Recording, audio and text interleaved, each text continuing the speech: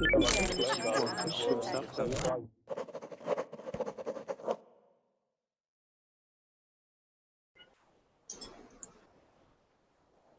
everybody. Welcome to the next edition of Listening with Teacher Wes.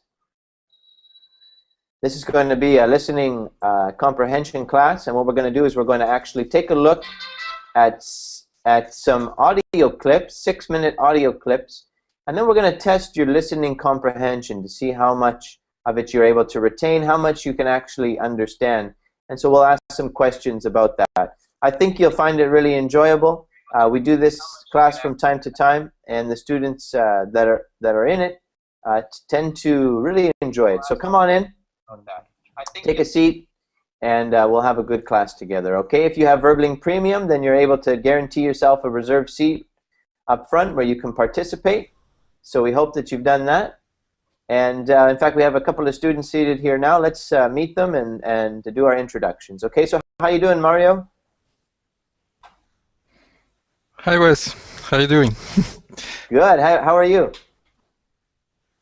Yes, I'm really great. I tried to get you into your last class, but it was very difficult. Yeah, that was a full class, wasn't it? Yeah, yes, but I could enter for a moment, and then I don't understand what happened, but I was just thrown away by the system. Oh, really? Oh, it wasn't me. Yeah. It wasn't me. No, I know. No. This I wouldn't like, do that to you.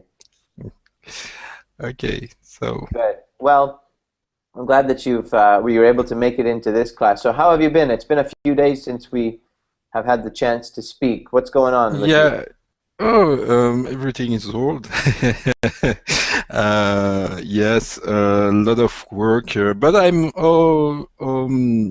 often on Verbling by trying to follow classes when I can. Yeah.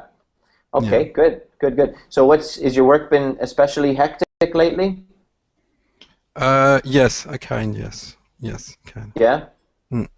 Ah, okay. What do you have some important deadlines to meet or anything like that? Yeah. We have a lot of a big project about deploying a really huge process, and so we have to work on it, and we have a lot of a step of validation and things like this. So if Oh, really? yeah. Wow. Okay. So, well, I'm glad that you've made some time. You've bought out some time to be able to come and practice your English as well. Yeah, because I love that. Yeah. Oh, that's good. All right, let's welcome a few of the other students here as well, okay? So we got Thomas is back. Thomas, you did very well last hour. Where are you from, Thomas? Thomas, where are you from?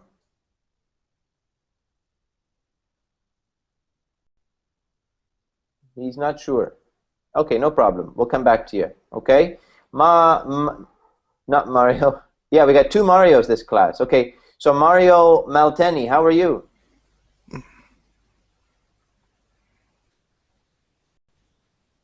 All right, Mario's not responding at the moment. Luis, how are you? Hello, I'm here. There he is. Hey, Mario.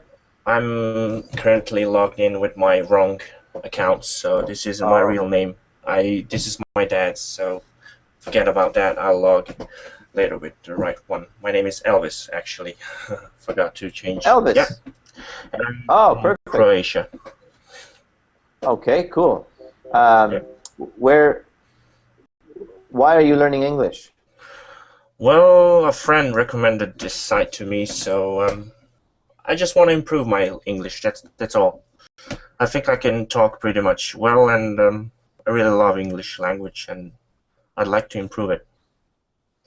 Yeah, well, that's great. This is a great way to do that, and it's certainly a good way to practice speaking with a native English speaker and with some other students. So Excellent. Happy that you came.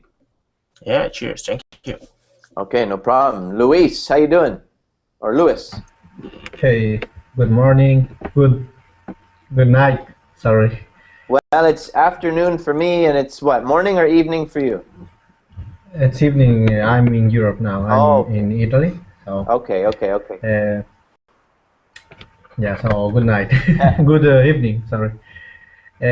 What am I studying English is because I want to improve it. I also speak a little bit of English, not perfect, but yeah, a little bit. So my main encourage for doing this is because I need it for my major. I, in my major I need English a lot. Oh, is that right? Okay. So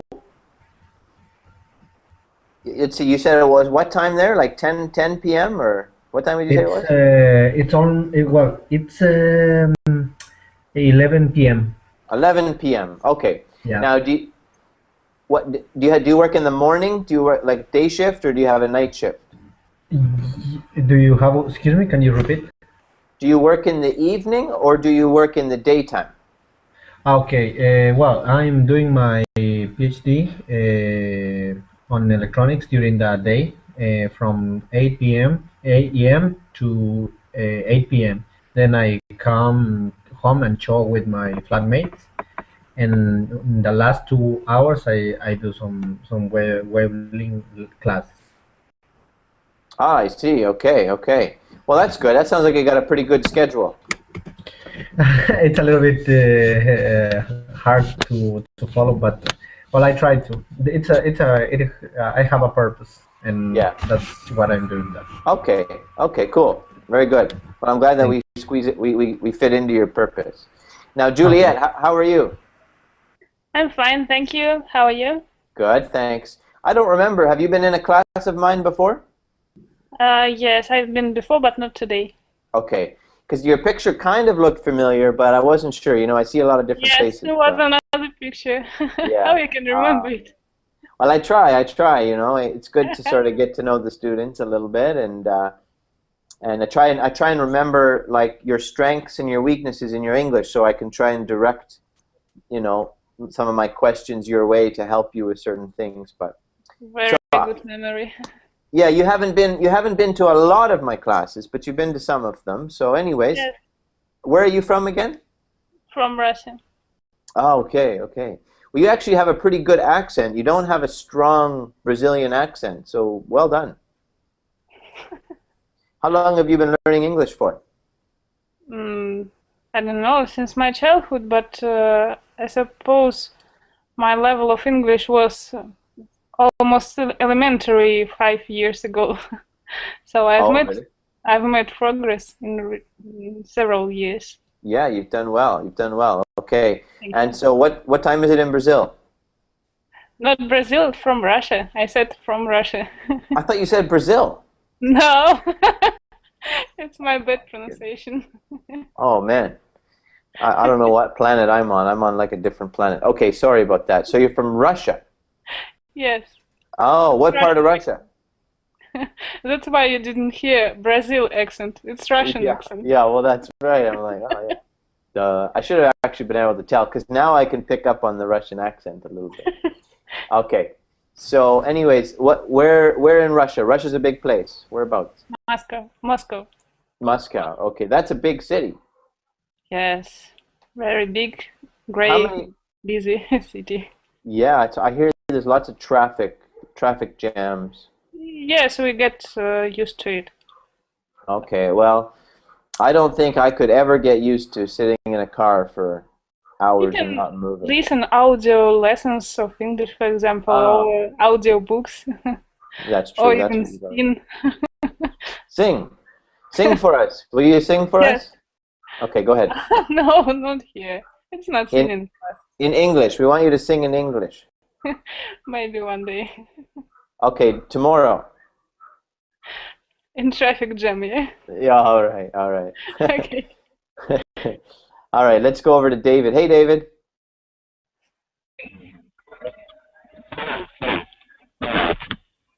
How are you? I'm doing good, thanks, David. But I have to be honest, your microphone is very, very, of very poor quality. It sounds like, yeah, it doesn't come through very good.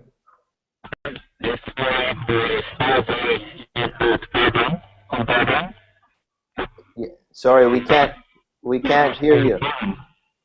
No, we can't hear you. All we hear is,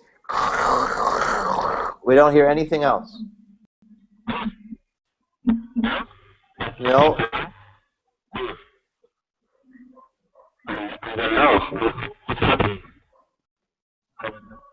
I'm sorry. I don't know if it's maybe your microphone or it's your internet, but there's something wrong. Something's not working. We're going to move along, okay? Let's go to Antonio. Hi, Antonio. Hi, how are you? Good. How are you today? Fine, fine. I have finished my work some minutes ago. Oh, what do you do for work? I work in home developing software. Oh, well, that's a good job. It's nice you can work from home. Do you like it? Yeah, it's fun. Yeah, it's great, right? And Yeah. do you have children? Yes, one daughter. Oh, so that probably gives you more time to spend with your daughter because you work at home. Yeah. But I have teach her don't bother me when I'm working. But sometimes I broke I break the rule. Sometimes you break the rules. Yeah. That's funny. Well, you're the boss. You're allowed to break the rules. Sorry? All right. I said if you work from home, then you're kind of like your own boss, right? Yes, something like that. A little bit. All right, good. And Amparo, how are you? Fine, thank you. I'm back. You're back. Uh-oh. You did so well last class. I'm glad you're back. Now, am I saying your name right now? Is it Amparo? Yeah. Okay, I finally got it. Good. Thank you. Thank you. Okay. So, what did you think about the business class? It was interesting. I am not a good seller, but I think I I can learn. Yeah, well, it's all good practice, isn't it? Even if you're not a businesswoman, Yeah. it helps you to learn some key phrases, doesn't it? Yes. Yeah, It's good. useful. Thanks. Exactly, yeah. So last class, everybody, we had a business class. That's why I was asking Amparo about that. Now, Yusuf, how you doing, man? Hey, Rose, I'm fine. I thought you scared me. I don't know. I thought maybe my skull is scaring you or something. Well, it did scare me. It terrified me. Yeah. How was your weekend? Well, I guess never mind weekend. How was your week? I haven't talked to you for a week. Yeah, it's almost, a couple of days, and it was great. And I'm glad to be in your class again. Oh, great. Oh, I'm happy to hear that. Cool. So, nothing's new? Nothing's new? Well, not really, especially this last 3 days, nothing much. But I'm expecting new things. I'm preparing and getting ready for traveling to the USA, moving to there in a few months. You're moving there? Yeah, part of my family and siblings are already there, and my relatives, cousins, so I'm moving to Dearborn. To where? Dearborn in the USA, Dearborn. Oh, okay. Okay. I don't think I know Delborn. Is that right? Delborn, USA? Is that what you said? Delborn?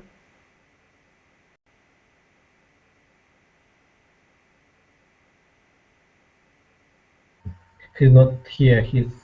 Oh, he dropped. Oh, no. Okay. Yeah, he dropped. Okay. Yeah. Oh, okay. Thank you. Thank you. Okay. Well, anyways, guys, that's our introductions. I hope Yusuf can make it back in. We've introduced everybody. Everybody knows each other. My name is Wesley, Teacher Wesley, and I'm really happy that you guys have come into my class today. This is going to be a listening comprehension lesson, and it's going to be a lot of fun, really. We're going to listen to a 6-minute audio clip, and I want you guys to listen carefully, because at the end of it, I'm going to ask you some questions based on what we just listened to. So it's going to test to see how much you hear and retain. Okay, I'm not going to ask you difficult questions, but because there's 9 of you, at least one of you will probably get the answer. Maybe all of you will, but you know, one of you will hear one thing and another one will hear something else. So between all of you, you should be able to get all the answers. Okay. So just one thing I want to mention to you guys is, well, I guess I should have asked you, how many of you feel like you can improve with your listening comprehension? I do. You do?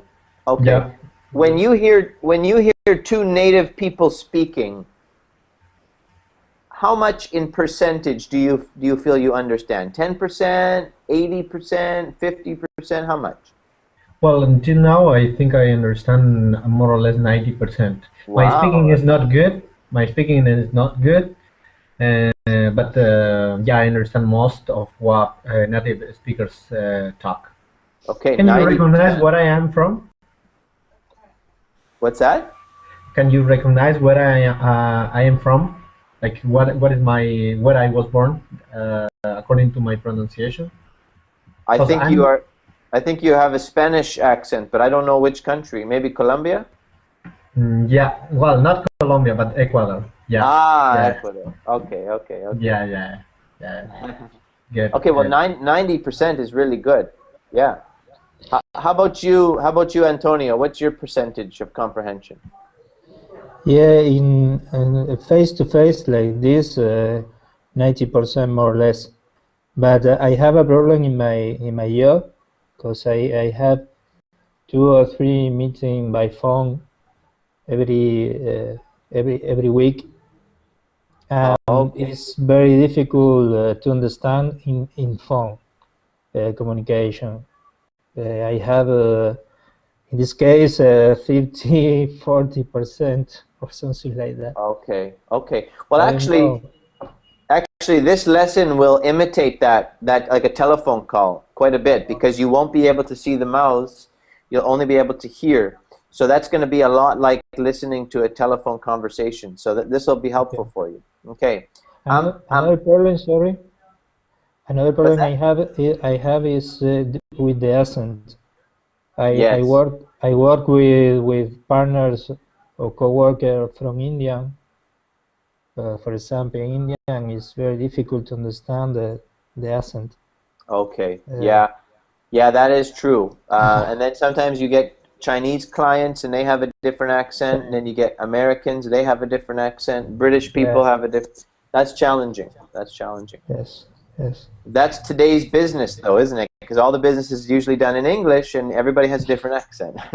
Yeah. Okay, so whatever it is, whatever percentage it is, you know, do your best. You're not gonna maybe understand absolutely everything, but listen the best that you can, and we'll see how well you guys do. Okay, so I'm just gonna take one moment to set up my speakers, and then we'll get the program going. 1 second.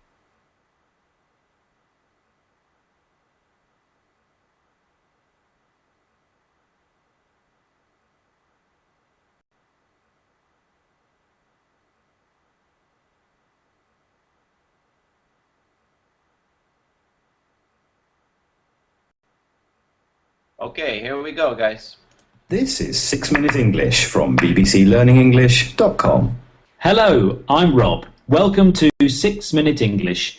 With me in the studio today is Feifei. Hello, Feifei. Hi, Rob. In today's program, we're discussing something that some people enjoy, some people can't stop doing, and others just find disgusting. I am, of course, talking about smoking. In several countries, including the UK, there is a smoking ban in public places. In other words,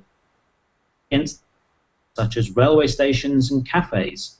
And it's soon to be banned in a country where smoking is a popular habit. Today we'll be looking at words and phrases to do with smoking, but as usual we need to start with a question, and this is for you to answer, Feifei. Okay. According to figures from the World Lung Foundation, the people of which country consume the most cigarettes per person? Is it A, China, B, Estonia, or C, Serbia? I think I'll go for answer A, China. Okay, well, let's find out if you're right at the end of the programme. We are talking about smoking cigarettes today. I think many of us know about the health risks of lighting up. That's another way of saying smoking a cigarette. Yes, the World Health Organization says smoking eventually kills half the people that do it. So it's no surprise that we hear about more smoking bans being implemented or put in place. Despite this, the consumption of tobacco products, like cigarettes, is increasing around the world. But there's some hope for the people in Russia. That's where a new ban on smoking in public places is to be introduced. It's quite surprising, isn't it? Because many people in Russia like to smoke a lot. Yes, we could say they smoke like chimneys, meaning they smoke all the time. Let's hear more about the new legislation, or law, from BBC correspondent Joshua Rosenberg. How does he describe the action of people smoking? I'm standing outside a train station in Moscow. By the entrance here, there are several people puffing away on cigarettes. But from June the 1st, that will be illegal. Under the new anti-smoking law signed by President Putin, smoking will be banned within 15 metres of entrances to railway stations, airports and ports. It will be illegal to smoke at educational establishments, town halls, government offices and in the parliament. Also in the lobbies of apartment blocks, on beaches and on children's playgrounds. And from June 2014, this ban will be extended to include hotels, restaurants, bars and cafes, and trains and ships. That's Joshua Rosenberg describing people puffing away on cigarettes, an informal way of saying they're smoking. But those people won't be able to puff away for much longer. No, from June they'll have to stub out or put out their lit cigarettes because it will be illegal, against the law, to smoke within 15 metres of certain public places. These are places that everybody uses, like airports, town halls, and educational establishments. That means schools, colleges, and universities. And we heard that next year the ban will be extended, so made wider to include other places such as in hotels and bars. It's quite a significant change in the law, but the government wants to make reducing smoking one of the cornerstones of its bid to improve public health. That means they want to make it the main thing that improving health will depend on. That's right, but it will be difficult to implement because so many Russians are addicted to smoking. They just can't stop doing it, even if they want to. Will they take notice of the new law? Well, there's an idiom that says, put that in your pipe and smoke it, meaning you just have to accept it. Anyway, let's hear more from the BBC's Joshua Rosenberg. Can you work out what might encourage smokers to give up or quit? The legislation will affect a huge number of people. Russia has one of the highest smoking rates in the world. An estimated 44 million Russians are addicted. That's nearly 1/3 of the population. It's unclear whether the new law will reduce those figures. Much will depend on the price of cigarettes. Right now, they're incredibly cheap. Most of the packs in the tobacco kiosk by this station are selling for the equivalent of $1.50. So, incredibly, 1/3 of people in Russia are addicted to smoking. That's a lot of people who will need to control their cravings or their uncontrollable need to smoke when they're out and about. But it will be hard to extinguish or put out their cigarettes because they're incredibly cheap to buy. You can buy a pack from a kiosk, which is a very small shop selling small items, for less than $1.50. So, to help people stop smoking, prices need to rise. Well, the government is planning to introduce a minimum retail price. That's a price below which cigarettes cannot be sold. That may discourage people from smoking. If not, we could say the government's plans will have gone up in smoke. In other words, it will have been wasted. But one thing that will not go up in smoke is today's question. Oh dear. Earlier, Feifei, I asked you, according to figures from the World Lung Foundation, the people of which country smoke the most cigarettes each year per person? And I said China. And you were wrong. The answer is actually Serbia. 2,861 cigarettes per person are smoked each year. Let's stub out this programme for today, and please join us again soon for 6 Minute English from BBC Learning English. That was 6 Minute English from BBC Learning English. Okay, 1 moment here. Let me just get the mic set up again.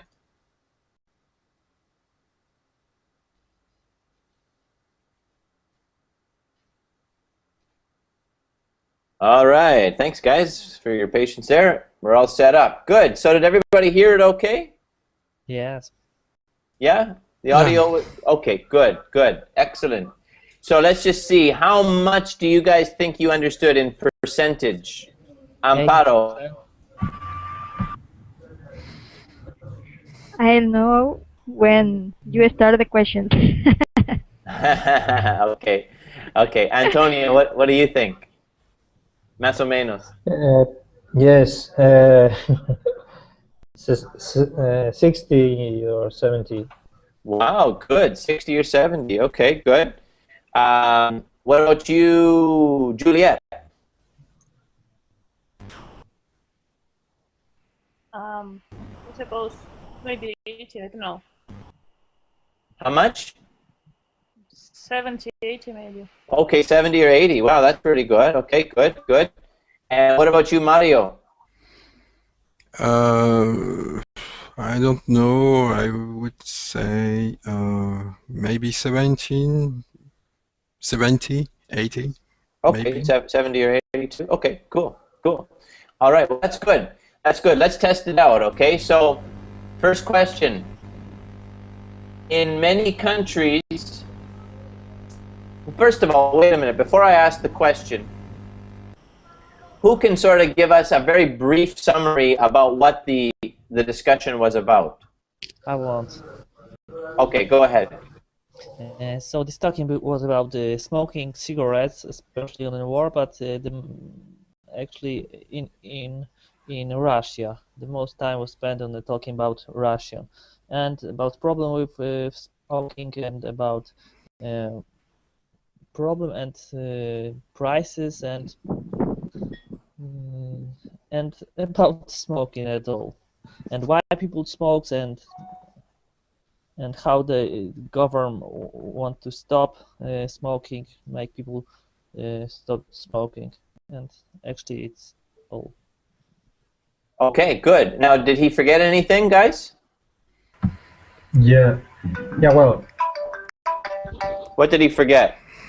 Okay, yeah, well, at the beginning, the interviewer asked her questions about what were the countries that where smoking was the smoking per person is more pronounced, and he also forgot saying. Oh, I also forgot. Okay, no problem. So it's just a summary, though, isn't it? It's just a summary. But what's happening in Russia very soon? They're going to make a law which restricts to smoke in the near public places. Okay, good. Yes.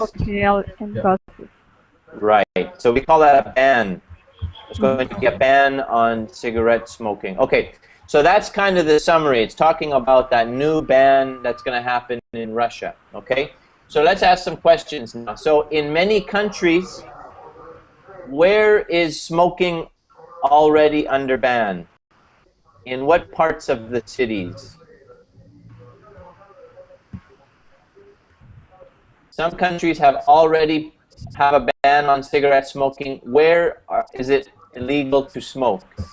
The bus stop, airports, public places.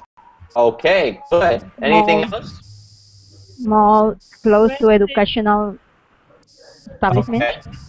Okay. Yes, all public places. Okay, good. If you look here on this sentence here, It says,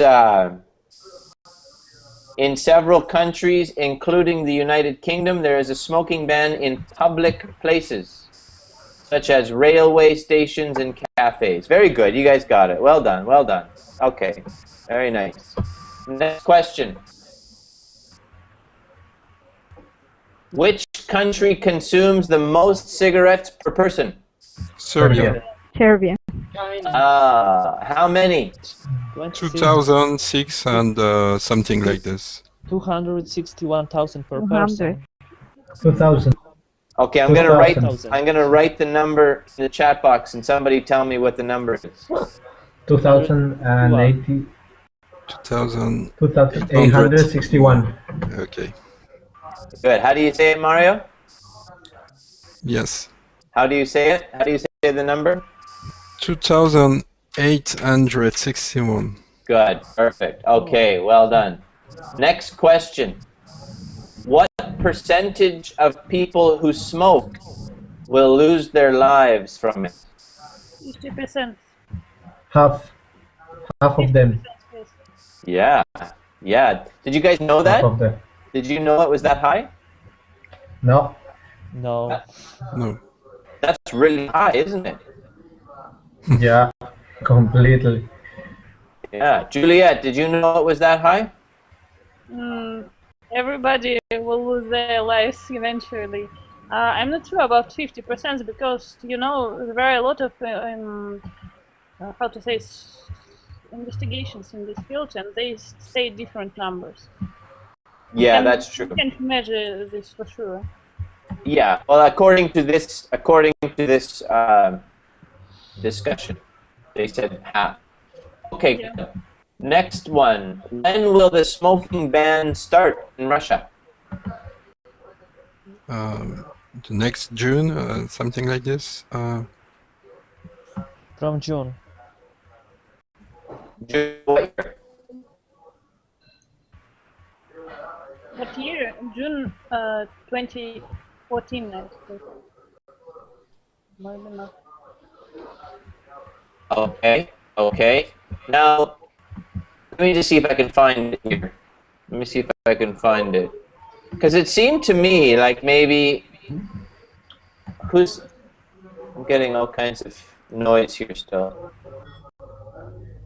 Okay, Luis, I've muted your microphone. I'm still hearing myself. I'm just going to mute everybody till I find who I'm getting the feedback from. Ah, Juliet. Juliet. No, it's Antonio. Me? No, it's not Antonio. Somebody's got their microphone on, and I can hear voices in the background. It's disturbing me a little bit. Could you guys mute? If you're not speaking, just mute the microphone, okay? I thought maybe it was Antonio, but it's not. It's on now. Somebody's corrected it. Good. Okay. So the question was, when will the ban start? Now here, look at this. Take a look at this paragraph here. Take a look at this paragraph here. You see it says, but from June 1st, that will be illegal. So I think it was talking about June 1st of 2013. And then down here it says, and from June 2014, this ban will be extended to include hotels, restaurants, bars, cafes. So I think it starts in 2013, and then it extends even further a year later in 2014. Is that what you guys understand as well? Yes. Am I reading? Okay. Okay. So we have somebody who lives in Russia. Why don't we ask her?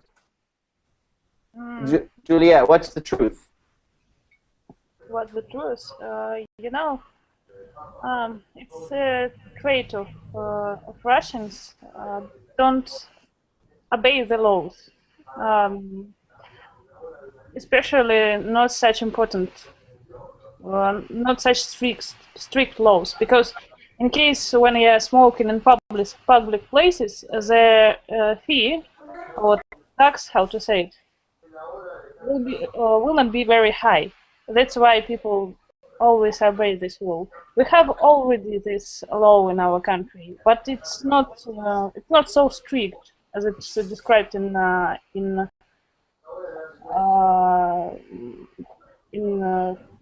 article. Okay, okay. So they already have the law, but it's not really enforced. Yes.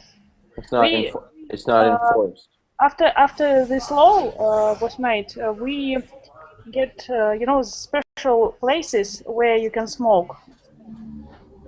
We have never been in such places before, but it's not used very. They are not very popular, these places. Okay, so there's designated areas where they can. Cabins like this.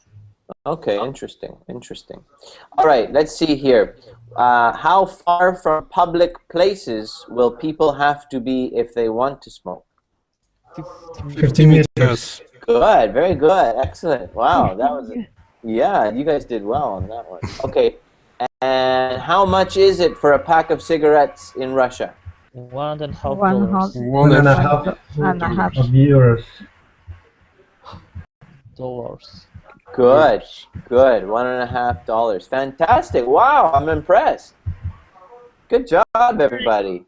There are even cheaper cigarettes. Even cheaper? Yes, I suppose the cheapest are 10 cents. For a pack? Yeah, I suppose maybe 20 cents. Yes. For a pack of cigarettes? Yes. Wow, they're probably produced in Russia. Wow. Oh man. Wow, that's incredible. Okay, so we're going to take a look now at some of the new words that we learned today and new expressions. Just really briefly, we're not going to look at all of them because some of them you will never use and some of them you will. So I'm going to look at the ones that you will use, okay? First of all, what is a smoking ban? Antonio, tell me. Do you want to read? I read? Yeah, you can just read. What is a smoking ban? A smoking ban? Allow that doesn't allow smoking. Perfect. That's good. A smoking. So a ban is a law against something. Okay. Yeah. All right. Good. If somebody smokes like a chimney, what does that mean? That is Smoke a lot. Good. Good. If you are addicted to smoking, what does that mean? You can stop smoking. Good. What if you are addicted to love? What does that mean? You're sexaholic. No, I didn't say sex. I said love. Similar. Similar. We'll leave that alone. If you have a craving for something, a craving, what does that mean? Your addicting is strong. What's that, Mario? You're addicting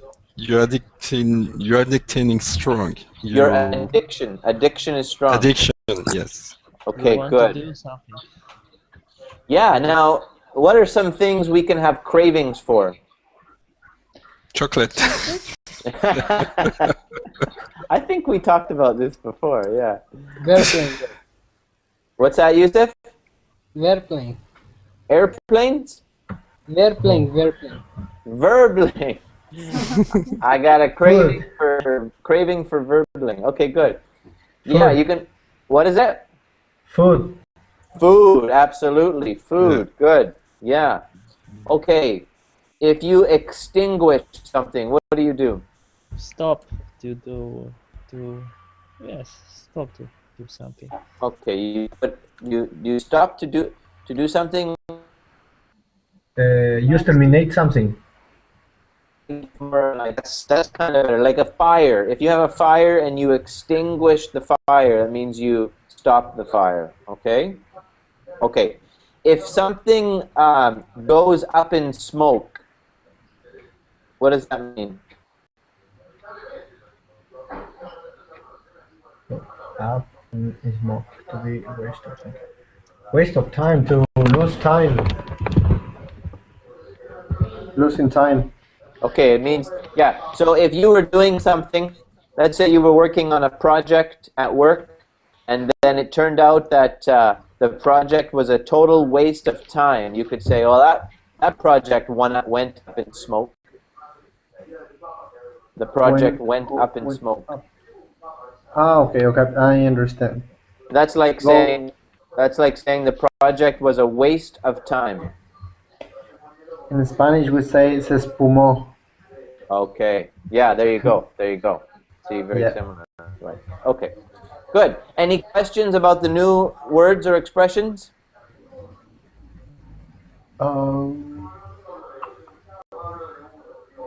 Nobody have a question? Okay. We're going to listen to another audio clip. Sorry, what is that? Okay, Ahmed, yes? Put that in your pipe and smoke. What is that? Yes? Put that in your pipe and smoke it. Oh, the idiom, okay. put that in your pipe and smoke it. Okay. Let's go back up here. It says, there's an idiom that says, put that in your pipe and smoke it, meaning to just accept it. To just accept something. Accept without questioning. That's it? Is that? Okay, for example, if let's say your boss tells you that you have to come into work 1 hour earlier, and you say, I don't want to, and he says, put it in your pipe and smoke it. That means you have to accept it and don't complain about it. Just accept it and move ahead. Just do it. Hey, can you go ahead? Can you repeat? Can you repeat the expression that you said? It went up as smoke. You said as steam. Went up in smoke. Went up in smoke. Yeah, I'll write it for you. Went up in smoke. Okay. Okay. So, thank you very much. You're welcome. You're welcome. Antonio, do you understand now to put that in your pipe and smoke it? Yeah. Yes.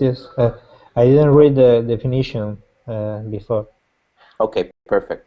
Okay. Good. So, yes. Is there any other questions? Okay, Thomas. I have a question. It's from BBC. So these idioms are characteristic for British English. What about American English? It's also exists in American English? Yes, that idiom exists in both cultures. The same? Yes. Okay, thanks. Yeah, no problem. Good question. Okay. I don't know who's doing it again, but I can hear the voices in the background. Somebody's having a party and there's lots of talking going on. So whoever that is, please mute your microphone. Okay? It's really hard to teach the class. And now we're going to listen to another audio clip, so you don't want to disturb the other students. Okay? So let me get that set up for you guys now. We've got 17 minutes, so I'm going to get us going here on another one. Okay? All right, let me just have a second to get it set up.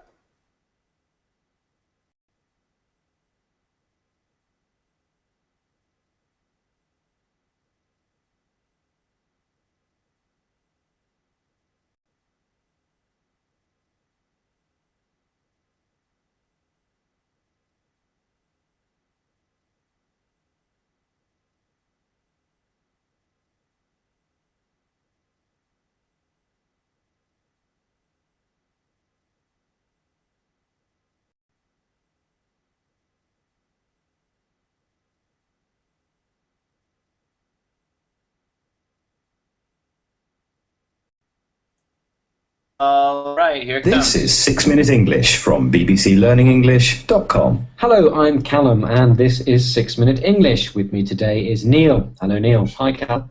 In today's program, we're going to be looking at an interesting story of war, secret messages, codes, and what?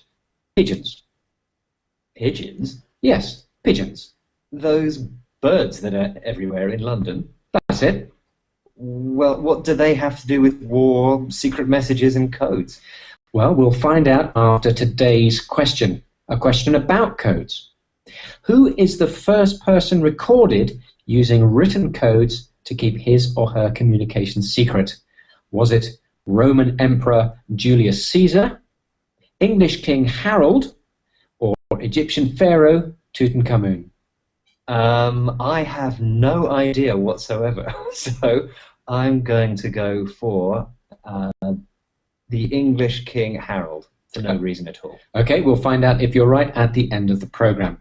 Now, back to the pigeons. Yes, I am intrigued. It all started when a man was cleaning out the chimney of his house in the south of England. In the rubbish from the chimney, he found a pigeon's leg. Attached to the leg was a small container, and inside the container was a message written in code. From details on the paper, it was clear this was a military message from the Second World War.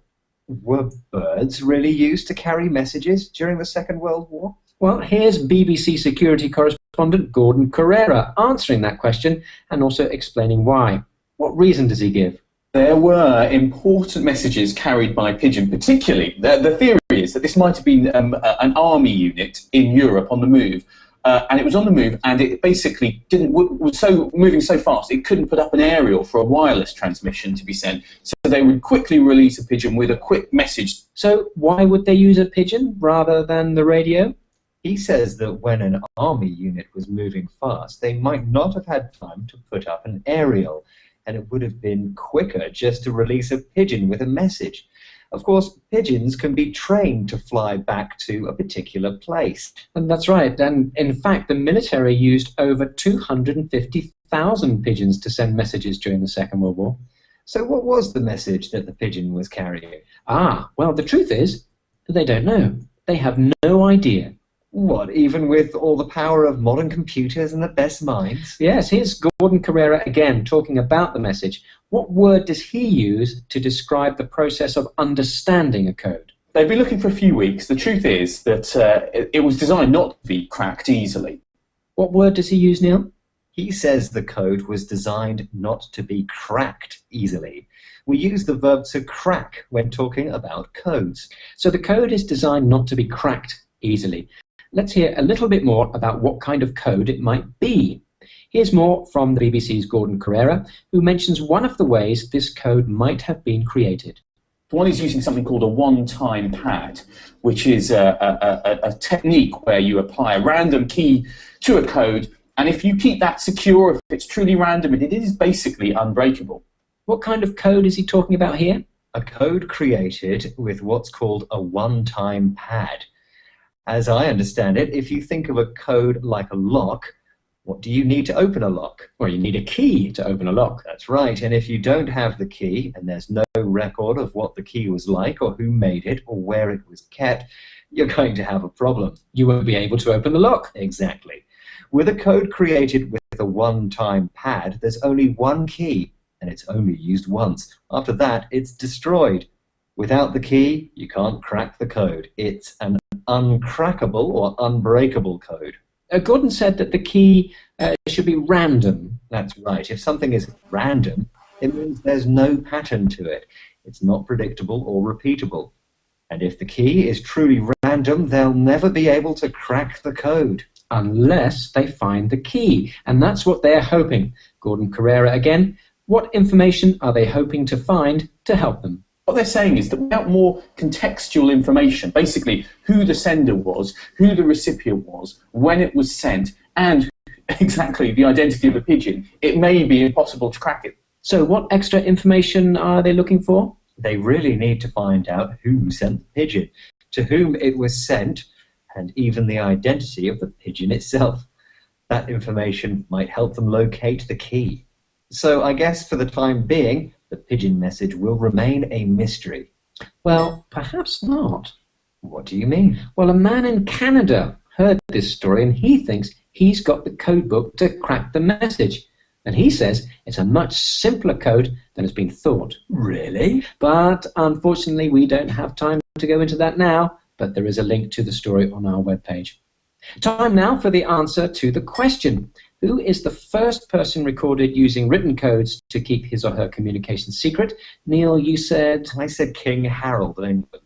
And the correct answer is actually Emperor Julius Caesar. And there's, in fact, a Caesar cipher, which is a kind of code which is attributed to Julius Caesar. It's a very simple one, actually, that each letter is just moved 3 places along. So instead of writing A, he wrote D. And instead of writing B, it would have been E. So perhaps not a particularly difficult code to crack. These days, anyway. Well, that's all from us today. Thank you very much, Neil. Goodbye. Goodbye. That was 6 Minute English. Okay. So once again, just give me a half a second to get my mic set back up.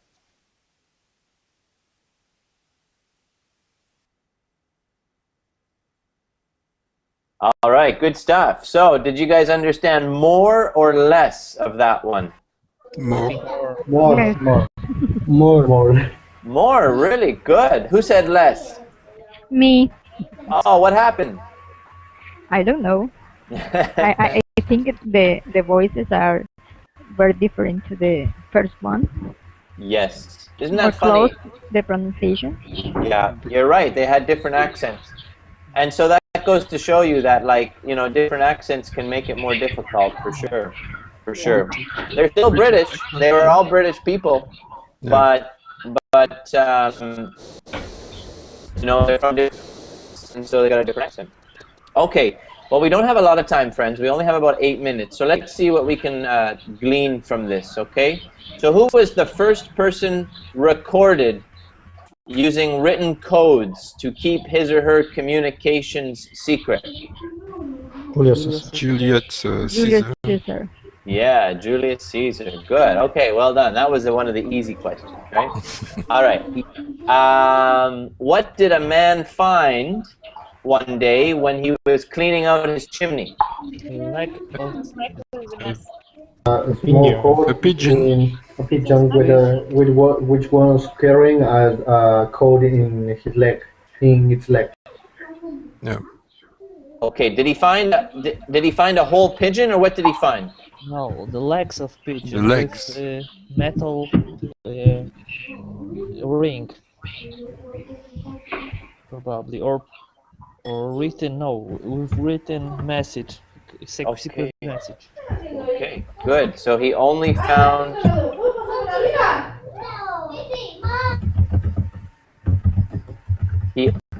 I found who it is. Antonio, it's you. Your family is making all kinds of special noises. Yes. Now you are right. I'm going to close the door. Okay. Thank you. Okay.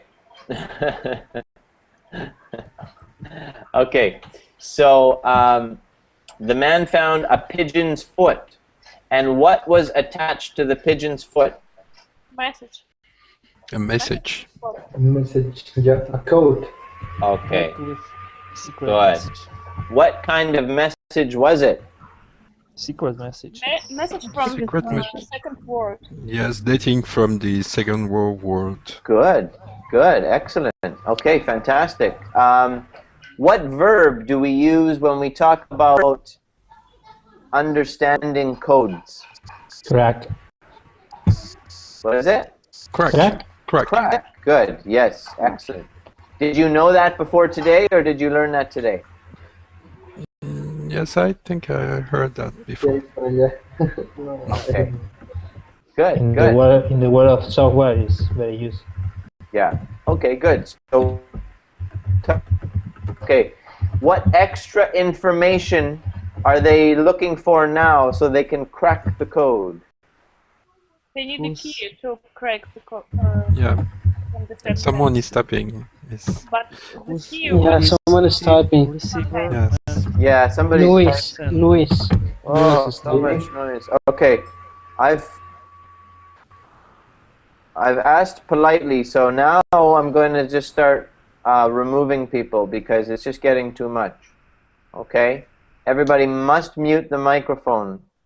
I know I'm a nice guy, but even I have my fill, because you got to imagine, after you do this for 8 hours, you can imagine that constant noise in your ear. It begins to get a little bit much. So please mute your microphone if you're not speaking. Okay? Okay. So what extra info are they looking for when they're going to crack the code? The sender, the receiver, I think, and the identity of the beacon, something like that. Yeah, good. Wow, that's great, Yusuf. Good comprehension there. Good comprehension. That's fantastic. So they need to find maybe the sender, like you said. Great. Now, somebody said that he thinks he knows the code. Where was he from? Canada. From Canada, yes. Yeah. Yeah. Guess who that was?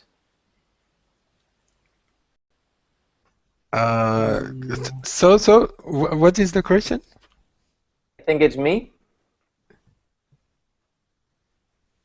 What was your question? I said, who is the man? Canada. Yeah, I'm from Maybe Canada. Maybe a man from Canada. That, maybe it's me. Ah, okay. It's you. Yeah, it could be. Could be. You'll have to go. You have to go to the website link. Like I remember, it said check the link. No, it's not me. Okay. Anyways, let's take a look at a few of the new words that we learned today, and we'll just briefly. Well, I think you guys know these ones. Everybody knows what a pigeon is, right? Yes. Yeah. Yes, of course. Yeah. Dove. Right. I like a dove. Similar. Okay. What about a chimney? What's a chimney? Chimney is a pipe inside a building which fumes goes from the focus fire. Yeah. Okay. Good. So you're talking about fumes. What do we call that? Fumes. You said fumes. What word do we use often?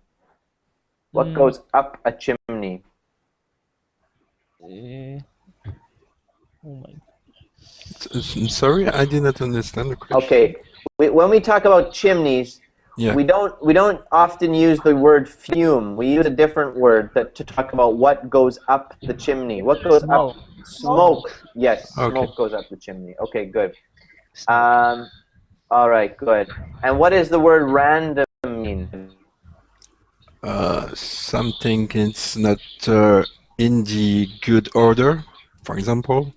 Good. Yeah. Something not in a specific order. Perfect. Something without a pattern, you might say. Without pattern. Okay.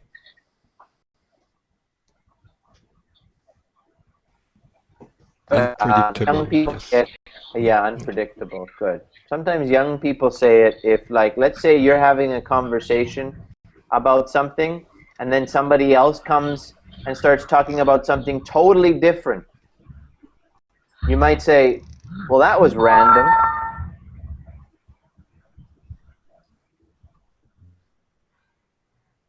Right? You might say that was random because it's like totally did not fit the pattern of speech. If everybody was talking about, going to the mountain to go snowboarding, and then somebody starts talking about